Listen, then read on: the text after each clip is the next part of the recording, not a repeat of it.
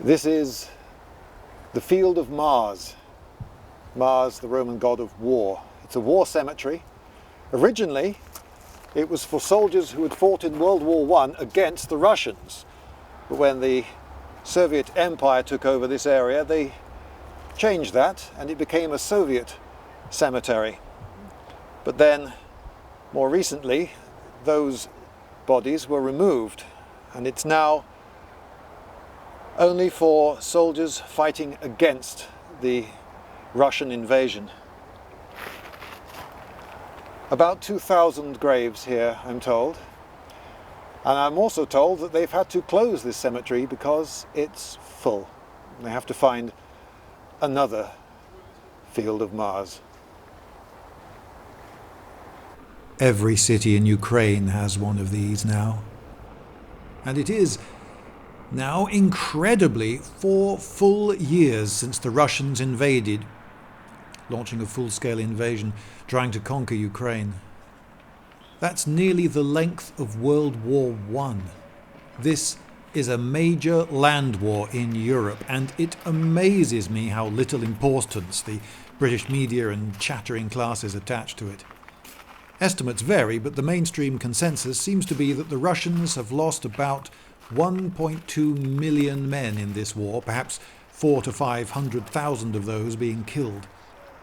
That's more than either Britain or the USA lost in the whole of World War II, including all fronts.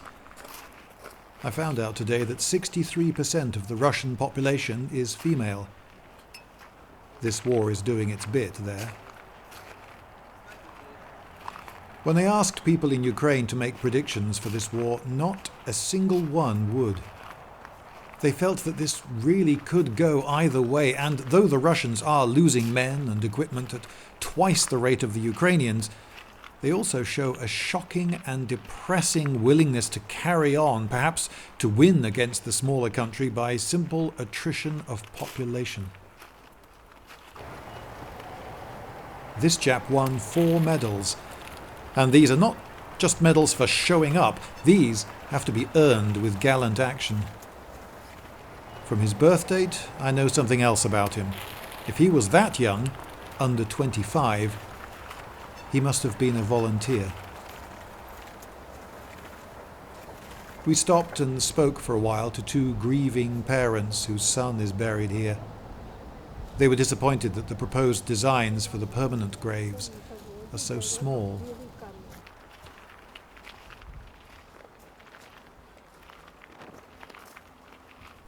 I know that many people are either going to ask about or scathingly comment upon the black and red flags here. Flags get used over the years by many people for many things. These ones here are the Ukrainian war flags. Imagine blood spilled on the usual blue and yellow, and this is what you get.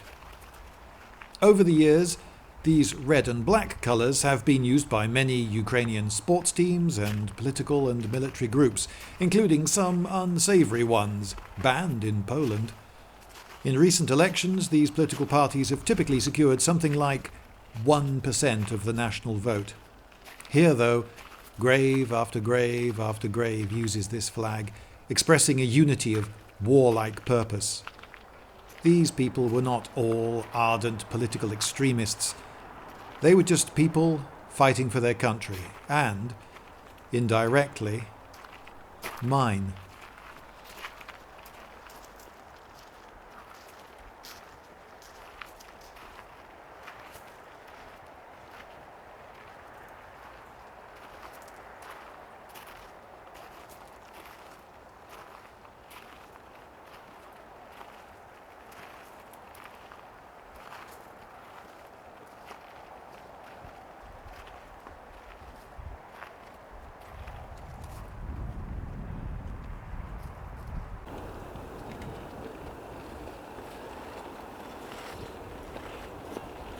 A symptom of the recentness of this fellowship of death is that at night the entire place lights up like a Christmas tree.